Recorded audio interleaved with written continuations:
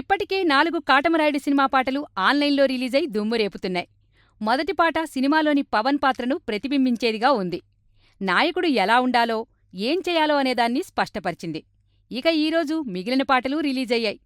రాయలసీమలో ఒక దమ్మున్న ఒక నాయకుడు సైతం ప్రేమ ముందు, ప్రేమికురాలి ముందు ఎలా దొరికిపోతాడు అనే నేపథ్యంలో సాగే ఈ మెలోడీ సాంగ్ అభిమానులను మరో లోకానికి తీసుకువెళ్తుంది.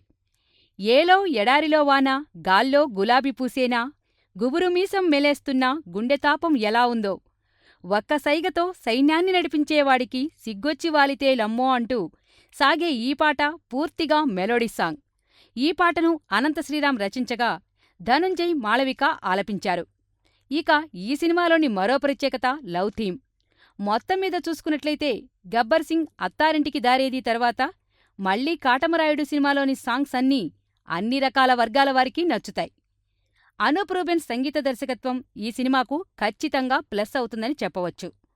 శరత్ మరార్ నిర్మాణంలో, దాలి దర్శకత్వంలో పవన్, శృతి జంటగా నటిస్తున్న కాటమరాయుడు ఈ నెల 24న ప్రేక్షకుల ముందుకు రానుంది.